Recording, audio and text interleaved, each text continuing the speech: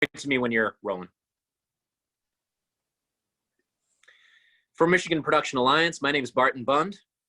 I'm Mark Adler. Good to see you, welcome Barton. to another special at-home edition of In Frame. You know, we're in a studio, Mark, and we've been able to be face to face, but now we're realizing that there's so many things within the industry that are changing and about to change. So we're going to go over safety. I mean, I think that the most important thing that we can talk about now is what's been coming forth from the studios and from unions and from professionals who are working on who are planning the next production. I mean, as soon as we're off, you know, as soon as we can return to work, we want to know what that's kind of going to have to look like and what we should expect, right? Literally, because, you know, some people can't even get into their studios, their broadcast studios or their film studios right now. It's locked out and no one's getting in there till they're sanitized. We'll hopefully talk a little bit about the difference between just cleaning and sanitizing and getting things right for us, you know, like your first day on set post-COVID. Well, you know what I've been trying to do with actors that I'm in communication with is start to just tell them, hey, you need to be prepared. You need to keep up with all this stuff. I mean, and you know, when we're talking about the personal protection equipment and when we're talking about the idea that a lot of sets are going to be divided off into these pods, right? And these units in which people work and remain kind of distanced in that pod. It's not a building that you stay in. It's just that is your unit. And those are the people that you are working with, and those people only. That's the idea, right? This is all theoretical. This is all theoretical right now, even though some, I've heard of some groups in China and some parts of the country, perhaps California, that are actually shooting in quarantine production teams. So you've got 5 guys or so working together, living together until the end of that project.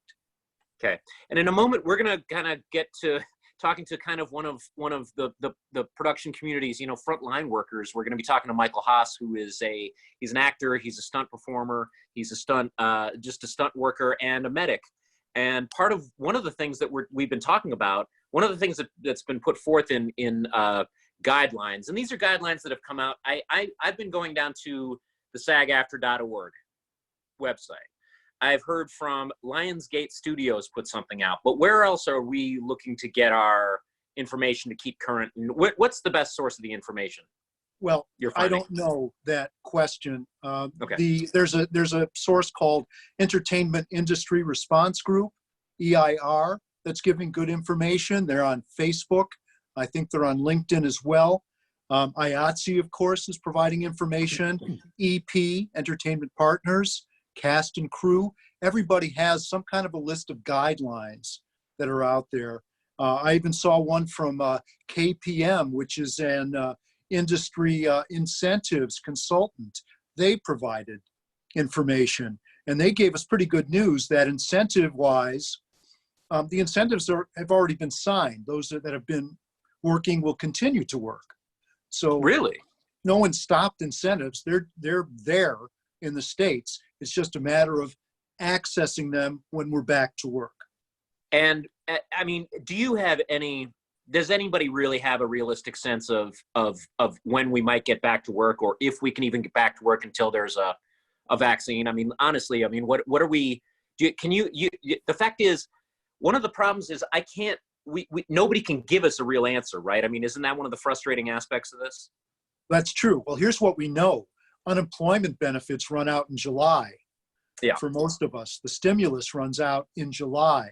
That's $600 that most people are getting. Mm-hmm. So hopefully, you know, somewhere around July would be nice. But realistically, I don't know if it's that soon. Well, it's not looking good. And I mean, people are just, the talk is that, you know, there's just, and when productions do return, it's not as though everything's just going to start right immediately back up again. And today, I was listening in, and I also encourage people to go down to the SAG-AFTRA YouTube channel and check out, today there was a discussion between SAG and IATSE and Congressman Schiff, who is LA's, you know, this is the famous, yeah, and it was good. It's just that even the congressman, who he's a pretty, you know, Schiff is a pretty superstar congressman. He's one of the leads on the intelligence committee, man. Yeah. No, Yeah. he's had quite a good, he's had an interesting career, but he also represents, he's LA's, representative. And so he is right there trying to do his best for the entertainment world, which is right there in his neighborhood. So, but a lot of the questions that they asked him today had to do with, if you go and you listen in, you're going to hear about like what they're working on when it comes to unemployment, and when it comes to covering paychecks, and when it comes to kind of helping the artists in the meanwhile. There is talk about safety. There is not there's mention of this, that they keep bringing up again, and we won't know more. We won't really be able to do more until we have a vaccine. There is talk like that. Sure. And so I think that people have to be pretty realistic here and not get too antsy, and to understand what's going to be required before we even can return to work in any kind of meaningful way. That's right. So we have the guidelines that are being pushed out by a number of sources, but what it comes down to is that when you get a production, that production will have its guidelines, and within those guidelines, every department head and safety officer that will probably be assigned will have to make certain that their specific department works for them and keeps safe the people that need to be safe in their areas. Makeup, hair, actors, video assist, camera, that sort of thing. We work together and we keep each other safe. How about PPE, and comms, and the basic, what should people expect they may have to have or provide themselves when it comes to, when you show up on set, your day one, your first day back on the job? There's no, like, you got to get it right by the time you arrive. You've got to be prepared already, and nobody's right. I mean, absolutely. What are you going to need? What's going to be the prerequisite? So I'm pretty sure that you're going to need a mask, at very least, a good mask that you can, hope to work 8 hours or 10 hours, which is a good thing. You're going to have some kind of glove. And the gloves that you wear, the nitrile gloves, I try to pair out. My wife brought me some nitrile gloves home from her job as an essential worker. And I had to test out a touch screen to make sure I could operate robotic cameras with those, for example. But you have to be able to wear these gloves and get a feel for them. Your mask, you have to have some kind of, Purell, some kind of sanitizing liquid for yourself. And beyond that, the comms, we mentioned the comms, right? Yeah. Your own comms, absolutely, your own comms that must be sanitized when you walk on the set. And So, communicating is going to be that's a freaky lot. anyway, because we can't speak face to face like we used to, and you can't whisper in somebody's ear, "Hey, try this." Right. It's you're going to have. I think more departments are going to have an earpiece than ever. You're going to have makeup is going to have to be. Everybody's going to have to be in on a new comm network, it seems like. Right, and that opens the door for how many walkies are on a set. Well, that enlarges that amount greatly, and the person that's in charge of those has a bigger responsibility now, because he's got to sanitize the radios, because those radios are $1,500 a piece minimum, without the antenna. So yeah, and they've been in your ear, and they've been in your. I mean, no, you have to own your own. Yeah, you have to own your own earpiece. Yeah, it's very personal. Well, Mark, should we turn it over and welcome our guest? I think Micheal Haase, who is a great guy that I've worked with. You've worked with him. He's working on a Chicago construction site right now. He's the man that can tell us how things are working right now in terms of safety. Micheal? Hello, everybody. Micheal, welcome. Hey, Barton. Thanks, guys. Micheal, I can remember the last time I think I ran into you in person. We were both working on Detroit. We were working on the movie. Yeah. We were both playing cops. You wound up getting, like some great, they pushed you over and said, "Hey, we need you. Come here." And they put you on. And I remember your scene and just the pleasure of doing that. But I've also worked with you as a medic and now on, stunt safety on set. But, what I was thinking was, God, last time I saw Micheal, we were on that Detroit set. There were 100 extras. There were all those people. We were packed into that place. Yeah. You couldn't do that right now. You couldn't do that shoot today. Today, like right now, immediately, without a structured guide. I mean, there's a lot of companies, as you mentioned, that are trying to put stuff together, getting skeletons, doing their best to, I'm sending it to this company. We're sending it to SAG. How do you think about this? Add this, add that. It's going to hopefully we can start off with a small project. And I don't want to say practice because that's a loose term. And like I said, I'm not the direct all encyclopedia of safety because it's the COVID. I've been a fireman 27 years, and this kind of is new to me too. We know we've had the H1, we've had other things, but this seriousness of a illness is new to me, even being a, like I said, fireman that long. So man, what are you finding? What are they preparing you as a medic? What have you been reading about, and how are you preparing yourself for what's to come? Because you're going to be now, you're a key person we're going to be looking to. Your job just got more complicated. It will not be able to have one person. There will not be a set medic anymore. A set medic would be for the injuries, knock on wood. That's a whole different thing. Doesn't mean they can't do the screening in the morning or cleaning different things. But like you said, each department will have to have eyes on their department safety person. Because, hey, dude, make sure you have a mask. Or each person has, 2-3 masks, or has a pocket of extra masks just in case. Or, hey, sanitizer, wash your hands. It's almost like it'll have to be baby. It's a loose term again. It'll have to be like babysitting. I know everybody's an adult, but hey, we're just trying to help. That's how on the construction site, these are all grown men and women who have been building buildings for 20, some of them 20 years, but I'm there to keep them safe. This is our procedure. You don't have to like it, but just respect it. Dude, hello, my name's Micheal Haase. We have to go through a couple things before you get in the site today. We're going to take a temperature. You're going to get a wristband.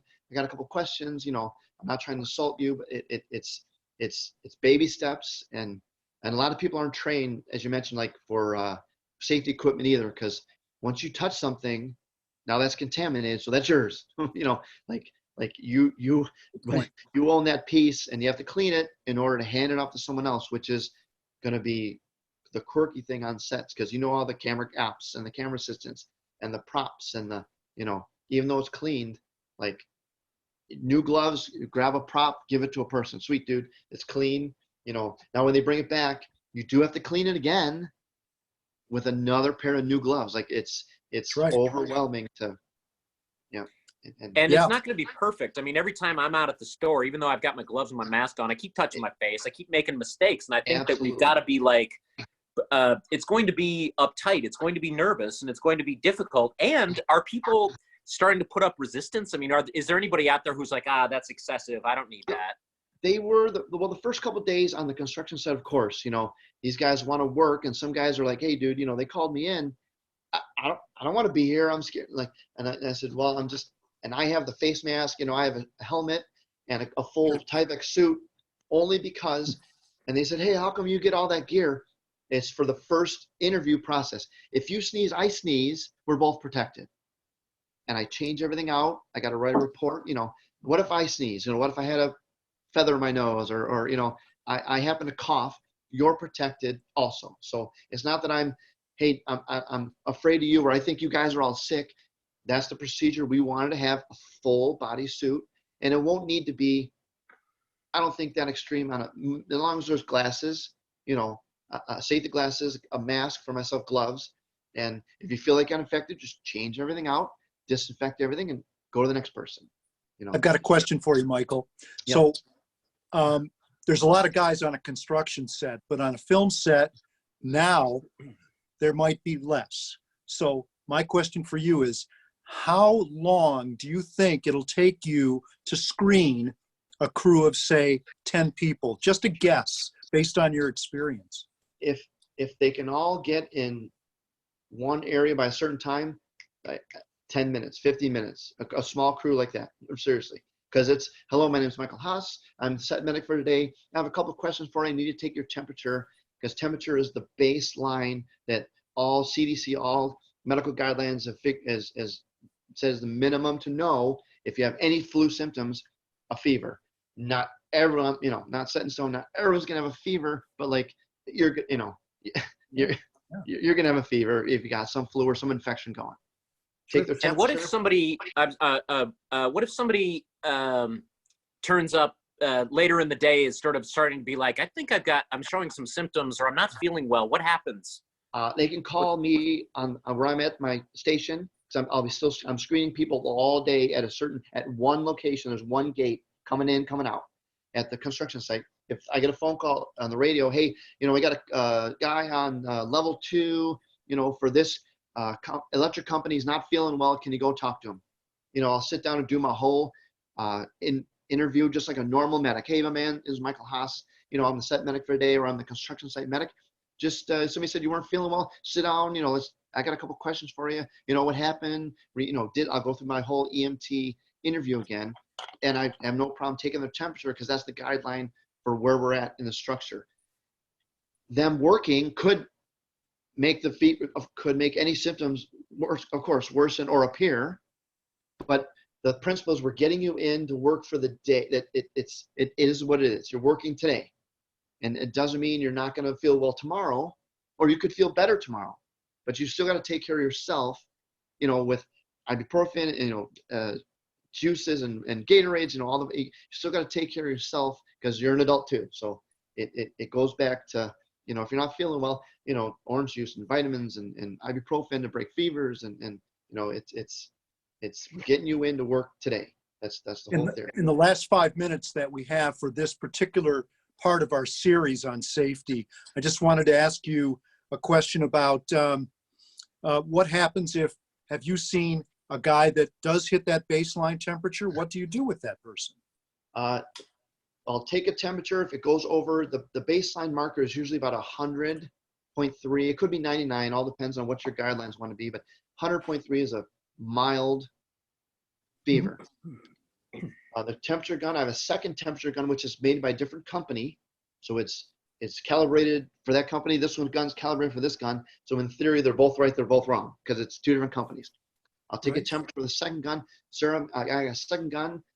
Take the temperature. If it skies again above the mark, and I'll just say, ask a couple questions of, have you been out of the country? Have you had any fever over 24 hours? Is anybody else in the household? Any persistent cough, which is in the COVID range, but it's still a fever range. But the COVID gets into the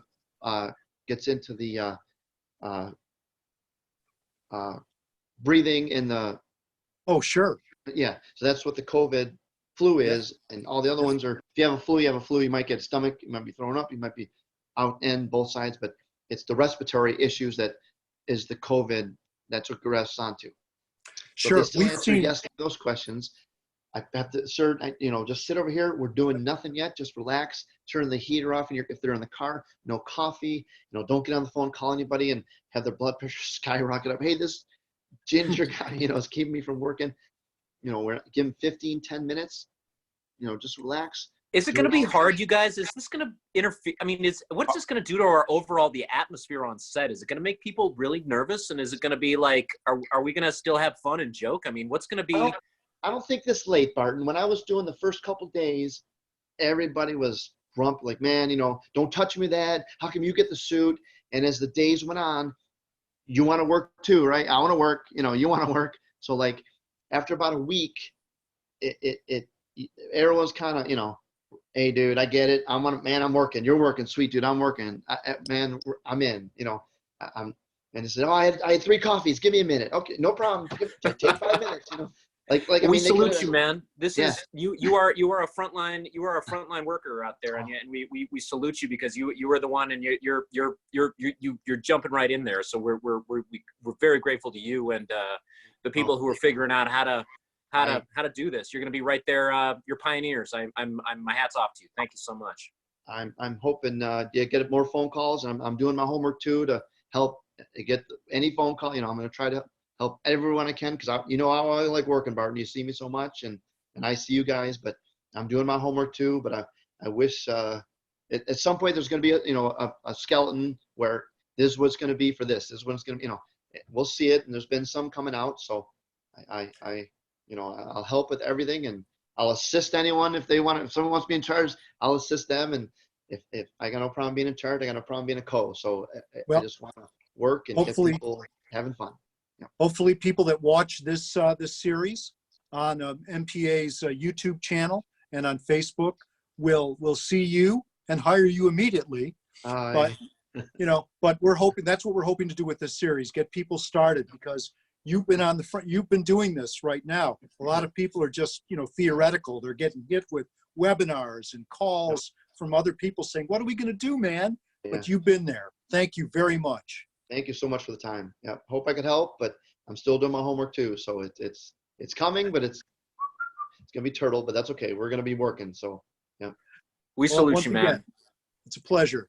Thank you, guys. Thank you. And for this and more, head down to mpami.org. We're going to try and keep people updated and just keep in communication, and especially on Facebook. Mark, you've been good at sharing a lot of up-to-the-minute information, and I've been trying to gather it and share it. And I just hope we can get this stuff around and we can get people used to the new normal. And our own survival is everything, and our industry's survival is wrapped up in our safety, man. I mean, that's just where it's at. So that's what we're looking at. We're looking out for the people. I mean, it's nothing without the workforce and without the people. I mean, we don't have anything, so we've got to look out for each other. And this is one that's pretty important to people. We're not essential workers the same way that hospitals and things like that are. However, somebody was good to point out today that if you're at home, you're looking for entertainment and you're looking for news and you're looking for information and messaging, and the industry, it's got a vital role to play in our culture, and we can't live without it. We'd rather not. So this is going to be all about looking out for each other. So thanks, and stay tuned. Everyone that's watching this, when on the YouTube channel, there should be some information about the sites that we mentioned: Production Hub, Lionsgate, EP, IATSE's CARE program, SAG-AFTRA, the Entertainment Industry Response Group, EIR, just for your information, so you can be up to speed when we are ready to go to work. Thank you. Thank you, and we'll see you there.